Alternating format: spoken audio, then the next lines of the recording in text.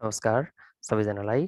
आज हामी computer engineering 9 to 12 को जुन कम्प्युटर इन्जिनियरिङ रहेको छ त्यसमा पनि क्लास 9 को कम्प्युटरको करिकुलम इन्जिनियरिङको करिकुलमको बारेमा डिस्कस गर्नेछौँ। यसमा क्लास 8 दिएर भर्खरै आएको स्टुडेन्टहरूले कन्फ्युज हुनसक्छ क्लास 9 मा चाहिँ टेक्निकल सब्जेक्ट या इन्जिनियरिङ फ्याकल्टी अन्तर्गत के पढ्ने भनेर। त्यसको लागि हामीसँग चाहिँ गभर्मेन्टले सिडिसीले डिजाइन गरेको एउटा करिकुलम रहेको छ कम्प्युटर इन्जिनियरिङ 2072 भनेर। त्यस अन्तर्गत आज हामी फोकस गर्ने भनेको हामीले कम्प्युटर इन्जिनियरिङ अन्तर्गत 9 मा पढ्ने सब्जेक्टहरू रहेको छ कम्प्युटर इलेक्ट्रोनिक इन्जिनियरिङ ड्रइङ, त्यसपछि आएर computer fundamental, C programming, fundamental of digital system FDS, त्यसपछि इलेक्ट्रिकल इन्जिनियरिङ अनि वेब पेज डेभलपमेन्ट। यो कम्प्युटर इन्जिनियरिङको स्टुडेन्टहरूले टेक्निकल स्टुडेन्टहरूले 9 मा पढ्नुपर्ने सब्जेक्टहरूको लिस्ट, जस अन्तर्गत आज हामीले डिस्कस गर्ने करिकुलमको बारेमा थ्रु जाने सब्जेक्ट भनेको computer fundamental yeah fundamentals of computer रहेको छ। अब यसमा डिस्कस गर्नुभन्दा पहिला यसको पहिला मार्किङ स्किम जुन छ, 100 मार्क्सलाई चाहिँ 40 मार्क्सको थ्योरी अनि 60 मार्क्सको प्र्याक्टिकल भनेर यसमा चाहिँ डिजाइन गरेको छ। र यसको इन्ट्रोडक्सनमा भन्नुपर्दाखेरि यसले चाहिँ नामबाटै क्लियर छ कम्प्युटरको बेसिक फन्डामेन्टलहरू। यसमा चाहिँ बेसिक हार्डवेयर कम्पोनेन्टहरू जस्तो इनपुट डिभाइस, आउटपुट डिभाइस, त्यसपछि आएर प्रोसेसिङ युनिटहरू, त्यसपछि आएर स्टोरेज युनिटहरूको बारेमा, अनि इमेल इन्टरनेट, त्यसपछि आएर मल्टिमिडियाको कम्पोनेन्टहरू, टाइप्स अफ अपरेटिङ सिस्टम, यस्तो यस्तो खालको कुराहरू हामीले यसमा पढ्नुपर्ने भनेर राखेको छ करिकुलमले डिजाइन गरेको।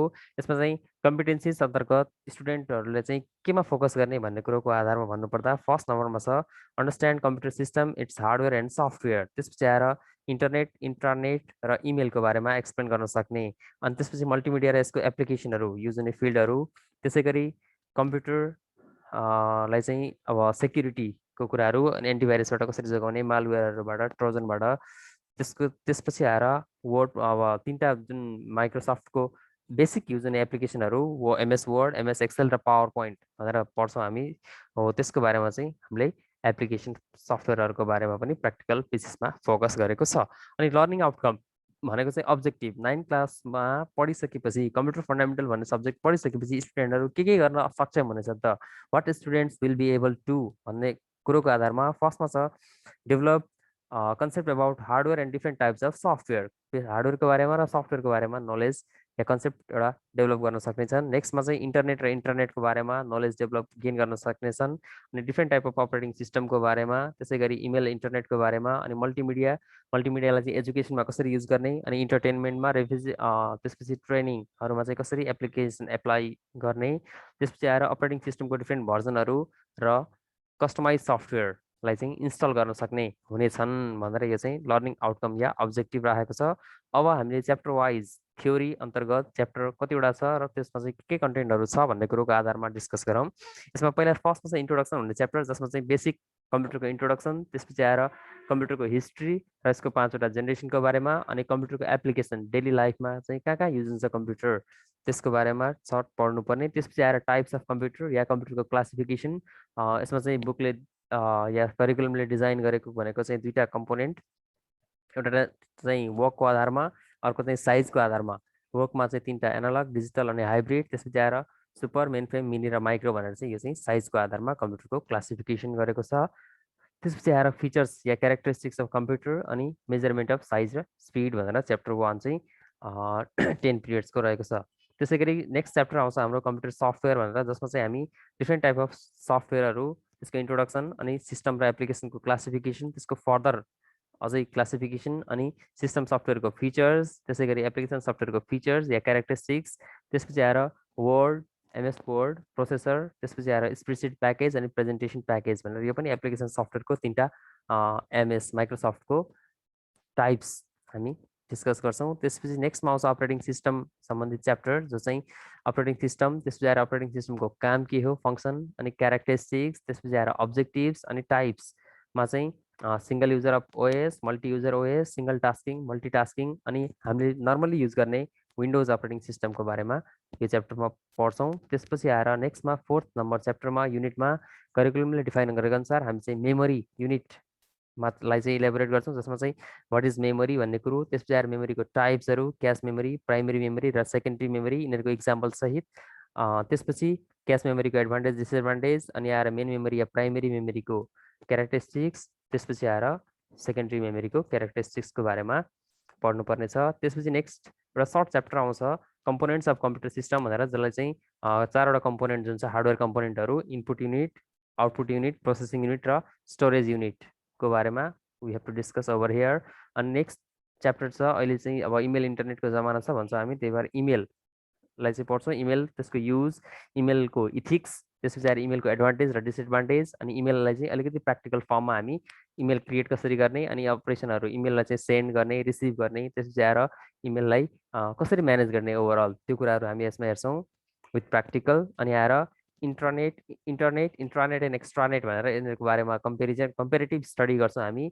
इन्टरनेट र इन्टरनेटको डिफ्रेन्स के छ, अनि इन्टरनेटको एडभान्टेज के हो, डिसएडभान्टेज के हो, अनि सर्च इन्जिन जुन गुगल भन्ने हामीले नाम सुनेको छ त्यस्ता खालका सर्च इन्जिनको बारेमा सर्टमा हामी इन्ट्रोडक्सन गर्छौँ। त्यसपछि आएर सोसियल मिडियाको बारेमा पनि हामी यसमा डिस्कसन गर्छौँ। त्यसपछि लास्ट च्याप्टर आउँछ हामीसँग थ्योरीको लास्ट च्याप्टर भनेको चाहिँ multimedia and it's tools. Multimedia भन्ने बित्तिकै 4-5वटा कम्पोनेन्ट हुन्छ हामीसँग, टेक्स्ट, अडियो, भिडियो, ग्राफिक्स र एनिमेसन, र मल्टिमिडियाको चाहिँ एप्लिकेसन या युजहरू कता कता भइरहेछ त्यसको बारेमा, अनि मल्टिमिडियाको मेरिट्स एन्ड डिमेरिट्स या एडभान्टेज एन्ड डिसएडभान्टेज भनेर यो च्याप्टर हाम्रो चाहिँ 8वटा युनिटहरू थ्योरीमा इन्क्लुड गरेको छ। त्यसै गरी करिकुलमले च्याप्टर वाइज या युनिटलाई मात्रै फोकस गर्दैन, यसले चाहिँ ओभरअल हाम्रो चाहिँ प्र्याक्टिकल कुन कुन टपिकमा हुन्छ, त्यसपछि आएर क्वेसनको स्किम के हुन्छ, त्यसलाई हामी बिस्तारै प्र्याक्टिकलमा च्याप्टर 1मा चाहिँ इन्ट्रोडक्सन या हिस्ट्री जेनेरेसनको कुरा भएर प्र्याक्टिकल इन्क्लुड गरेको छैन। च्याप्टर 2बाट चाहिँ हाम्रो यसमा विन्डोज 7 या विन्डोज कुनै पनि अपरेटिङ सिस्टमलाई इन्स्टलिङ गर्ने एक्टिभिटी या ल्याब वर्क रहेको छ। त्यसपछि आएर विन्डोजमा युजर एकाउन्ट क्रिएट गर्ने, त्यसपछि आएर वर्ड प्रोसेसर या एमएस वर्डमा हामी चाहिँ फर्मेटिङ, त्यस अन्तर्गत हाम्रो डिफ्रेन्ट सब टपिकहरू राखेको छ। त्यसै गरी एडिटिङ डकुमेन्टमा चाहिँ find and replace, spell check गर्ने, त्यसपछि आएर zoom in out, special symbol, अनि टेबललाई चाहिँ कसरी टेबल सम्बन्धी काम गर्ने वर्डमा। त्यसै गरी एडभान्स अपरेसनहरूमा चाहिँ टेम्प्लेट, ग्राफिक्सहरू, अटो करेक्सन, अटो फर्मेटिङ, अनि आएर टेबल अफ कन्टेन्ट कसरी बनाउने भन्ने कुरोको बारेमा पनि अलिकति एडभान्स फर्ममा यसमा प्र्याक्टिकल सेसन छ।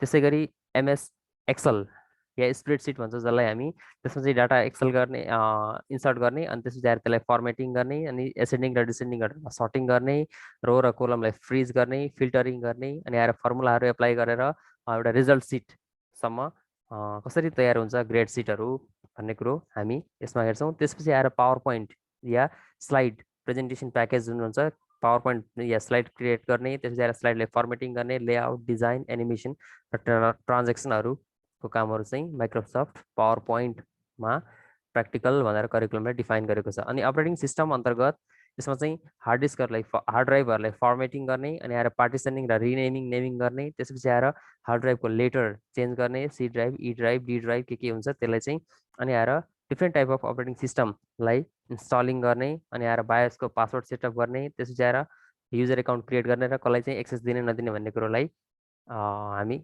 यो च्याप्टर, यो युनिट टपिक अन्तर्गत प्र्याक्टिकल सहित विल डिस्कस ओभर हियर। अनि अर्को ड्राइभरहरू इन्स्टल गर्ने, अनि कन्ट्रोल प्यानललाई अपरेट गर्ने। त्यसपछि इलेक्ट्रोनिक मेल, इमेल र इन्टरनेट सम्बन्धी टास्क या ल्याब वर्क या प्र्याक्टिकलमा चाहिँ इमेल एकाउन्ट ओपनिङ गर्ने, क्रिएट गर्ने, त्यसपछि आएर मेसेज सेन्ड गर्ने, मेसेजमा चाहिँ अरू एट्याचमेन्टहरू, पिडिएफ फाइल, त्यसपछि आएर ठुल्ठुलो लार्ज भिडियोहरू, पिक्चरहरूलाई मेसेजको फर्ममा इमेलमा कसरी सेन्ड गर्ने या अट्याच गर्ने या लिङ्कबाट, त्यसपछि आएर मेसेजको इमेलको कम्पोनेन्टमा चाहिँ मेसेजमा के हुन्छ, इन्भलप, त्यसपछि आएर हेडर, अनि बडी, अनि सेन्डर, रिसिभर, यो कुराहरू। त्यसपछि आएर एउटै इमेल मल्टिपल पर्सनलाई, पिपललाई कसरी पठाउने, बल्क मेसेज, त्यसपछि आएर वेबमा चाहिँ सर्च कम्पोनेन्टहरू कसरी सर्च गर्ने, अनि आएर सोसियल मिडिया साइटहरू कसरी भ्यू या अब अपरेट गर्ने भन्ने कुरोलाई यसमा यो च्याप्टरमा इन्क्लुड गरेको छ प्र्याक्टिकल फर्ममा। अनि लास्टमा चाहिँ प्रोजेक्ट वर्क भनेर सर्टेन कुनै वर्ड र एक्सेलहरूको युज गरेर हामीले जस्तो एउटा कुनै बुकको कभर डिजाइन गर्न सक्छौँ, टेबल अफ कन्टेन्ट बनाउन सक्छौँ, टेबलमा काम गर्न सक्छौँ, अनि एक्सेलको युज गरेर हामीले चाहिँ ग्रेड सिट, अनि त्यसपछि आएर कुनै एउटा अर्गनाइजेसनको बिलहरू जेनेरेट गर्न सक्छौँ। यस्तो टाइपको एप्लिकेसन युज गरेर हामीले चाहिँ प्रोजेक्ट वर्क गर्नुपर्ने भनेर करिकुलमले डिफाइन गरेको छ। त्यसपछि यो सबै कामहरू गर्नलाई के कुराहरू या के टास्कहरू कसरी जाने भन्ने कुरोको आधारमा टेक्निकहरूको आधारमा भन्नुपर्दा group discussion, field visit, demonstration, case study, questionnaire, practical work, audio visual class, web surfing, project work अनि प्रब्लम सल्भिङ, यो मेथडहरू फलो गर्नुपर्छ भनेको। अनि स्टुडेन्टहरूलाई एसेसमेन्ट या उनीहरूको चाहिँ एचिभमेन्ट कसरी मेजर गर्ने भन्ने कुरोको आधारमा क्लास वर्क, त्यसपछि आएर होमवर्क, डिफ्रेन्ट टाइप अफ टेस्टहरूले चाहिँ मेजर गर्न सकिन्छ। त्यसपछि प्र्याक्टिकल सेसनमा चाहिँ ल्याब रिपोर्टहरू अनि उनीहरूको एटेन्डेन्स, डिसिप्लिन या अरू मेजर्सहरूले पनि हामी उनीहरूको स्टुडेन्टको एसेसमेन्ट गर्न सक्छौँ भनेर डिफाइन गरेको कुरा हो करिकुलमले। त्यसपछि स्पेसिफिकेसन ग्रिड भनेको पेपर जुन हुन्छ हाम्रो क्वेसन पेपर एसईमा टिएसईमा आउने र 9मा चाहिँ त्यही प्याटर्न फलो गर्नुपर्ने हुन्छ। यसमा चाहिँ 9को जुन टेक्निकल सब्जेक्टहरू रहेको छ 6वटै, त्यो सबैमा एउटा फर्मेट भनेको जुन 40 मार्क्सको थ्योरी हुन्छ त्यसमा चाहिँ भेरी सर्ट क्वेसन 1 मार्क्सको, त्यसपछि सर्ट क्वेसन 2 मार्क्स अनि त्यसपछि लङ क्वेसन क्यारिज 4 मार्क्स। अब specially computer fundamental yeah fundamental of computer सब्जेक्टको कुरा गर्नुपर्दाखेरि कुन च्याप्टरबाट कुन क्वेसन कतिवटा आउँछ भन्ने कुरोलाई डिफाइन गर्छ यो स्पेसिफिकेसन ग्रिडले।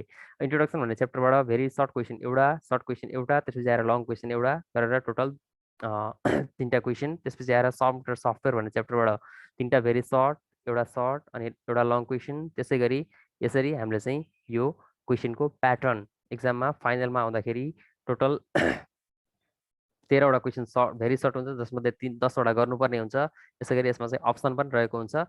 10वटा चाहिँ भेरी सर्ट क्वेसन गर्नुपर्ने, 5वटा सर्ट क्वेसन 5 टु 10 मार्क्स अनि 5वटा चाहिँ लङ क्वेसन 5 4 20 मार्क्स गरेर 10 + 10 + 20 गरेर जम्मा चाहिँ 40 मार्क्सको थ्योरीको इक्जामको पेपर चाहिँ यसरी ग्रेडले डिफाइन गरेको छ। त्यसपछि प्र्याक्टिकलमा चाहिँ जुन 60 मार्क्सको प्र्याक्टिकल भनेर हामीले भन्यौँ त्यो 60 मार्क्सलाई चाहिँ कसरी एलोकेट गरेको छ भन्दाखेरि एटेन्डेन्समा 5 मार्क्स, ल्याब रिपोर्ट या प्र्याक्टिकल फाइल जुन बनाउँछ हामी त्यसमा चाहिँ 10 मार्क्स अनि इन्टरनल एसेसमेन्ट जुन इक्जाम टेस्टहरू हुन्छ त्यसमा चाहिँ 10 मार्क्स, प्र्याक्टिकल एक्जामिनेसनमा 15 मार्क्स अनि sporting field report, project work या सर्वे ड्रइङहरूमा 10 मार्क्स, भाइभामा 10 मार्क्स गरेर टोटल 60 मार्क्स यसमा चाहिँ डिजाइन गरेको पाउँछ हामी। यो चाहिँ हाम्रो प्र्याक्टिकलको मार्क्स। त्यसपछि आएर जुन प्र्याक्टिकल 60 मार्क्स भनेर छौँ हामीले त्यसमा चाहिँ ल्याब रिपोर्ट कसरी बनाइन्छ भन्ने कुरोको लागि एउटा फर्मेट अल्सो यो एउटा कुनै स्कुलको आफ्नो जुन स्कुलमा पढिरहेको छ त्यो स्कुलको नाम, त्यसपछि आएर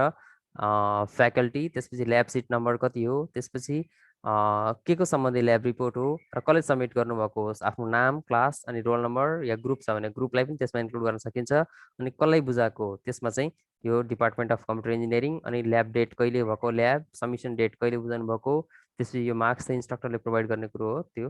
त्यसपछि ल्याब टेक्निसियन र इन्स्ट्रक्टरको यो सिग्नेचर गर्ने ठाउँ छोडेर you will design the lab sheet or practical file.